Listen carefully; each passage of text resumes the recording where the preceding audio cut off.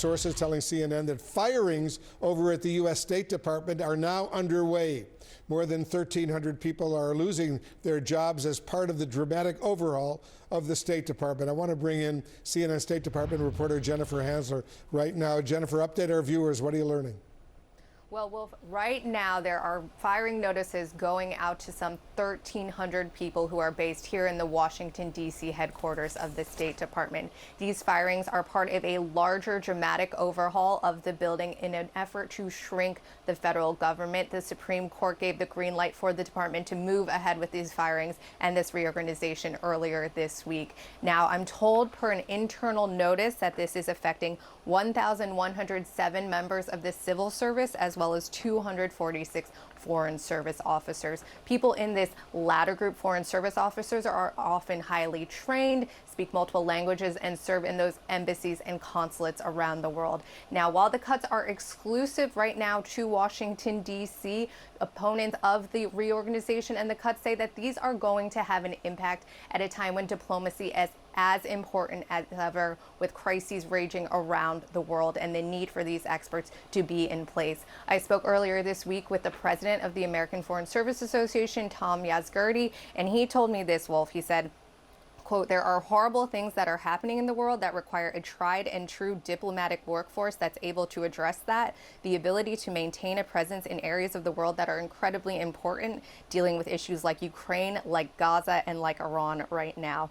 Now, Secretary of State Marco Rubio and other Trump administration officials have defended this move. They have said that the department became too bloated and too oversized, and this was needed to right-size and align the department with the president's priorities. This overhaul is also affecting some 300 offices here at the State Department, and Rubio was asked about this yesterday, and he said this was done in a very deliberate manner. Take a listen to what he said.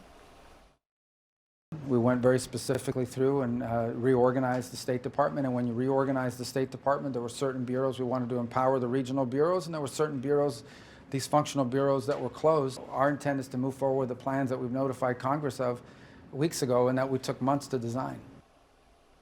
Now, Wolf, of course, this is happening to folks who have given years, if not decades, of their lives to these careers. So there's going to be a lot of emotions happening here at the State Department today. Wolf? A lot of depression going on over there. And it follows the enormous number of firings of the Agency for International Development, AID, at the State Department as well, right?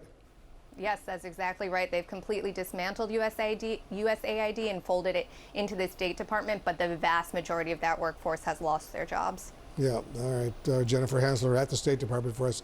Thanks very, very much. Christopher Hill joins us live now. He's a 5-time U.S. ambassador and former Assistant Secretary of State during the Bush administration. He's also the author of Outpost, A Diplomat at Work.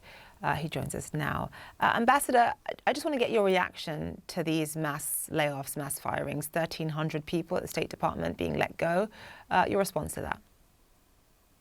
Well, first of all, I don't quite buy the idea that this doesn't affect embassies. It affects embassies very directly. I mean, embassies report to Washington, and at this point, there's basically nobody home. Many positions in Washington have not been filled, and now we're seeing many of the positions are actually being eliminated. So we have a real situation where our diplomats in the field are not getting up to speed guidance, and as they report on what's going on, there's no one back there to read. So I think there are a lot of problems, and I guess the thing that I worry about the most is used to be you go into country X and it was always the American embassy that was really on top of things. And now I think increasingly we're seeing the American embassy not as first, but as in second place to the Chinese. And I'd like to just mention also this issue about in Washington, you have this functional bureau issue where you have bureaus dedicated to issues as opposed to bureaus dedicated to geographic regions.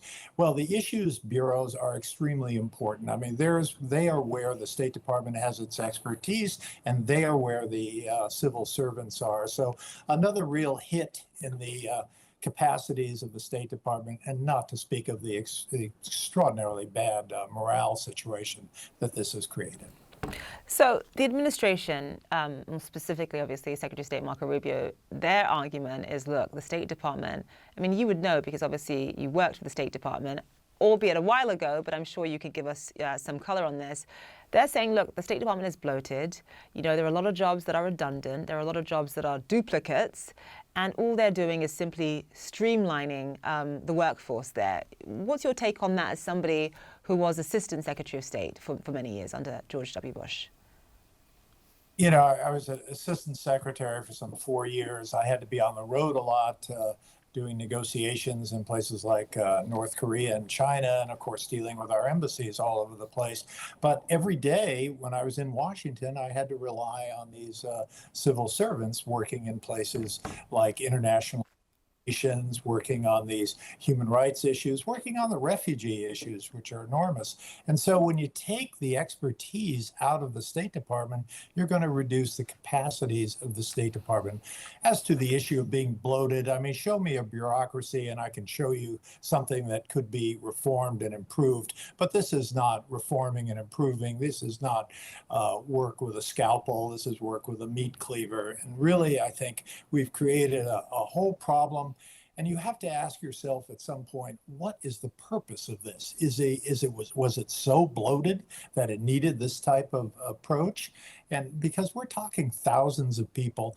And finally, you know, I don't like to tell other people how to do their jobs, but if I were Secretary of State, I'd want to be in the building when these emails were going out. I think it's important to take responsibility for what you're believing to be a major reorganization. You should be there when this is going on.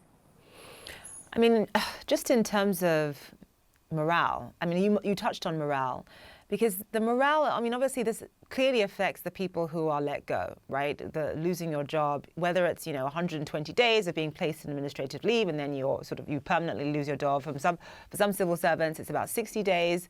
You know, they have, I guess, a guaranteed income for a short period of time and then they're out on their own.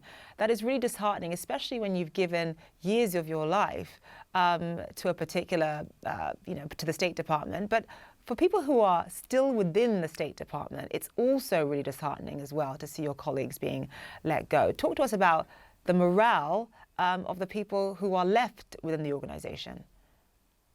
Well, the morale is terrible for a number of reasons, some of which you've already cited. But the fact is that many people in the State Department move on to different positions. They have an expectation that position X will be available, and now it's unclear what this landscape is going to look like. I mean, we never get the sense that this is it, no more of these changes. We get the impression that this just goes on. And I guess the problem is there's probably more communication with the outside media than there has been internally. People just don't know purpose of this is and where it's going and how fast it's going. So morale is a huge problem, not to speak of the issues that you raised, which is you have 120 days of pay, in effect a severance, and you've got to scramble around. You might have kids in college. These are people who had an expectation that if they did a good job, they would continue, they'd have a full career, and now their careers are being cut short.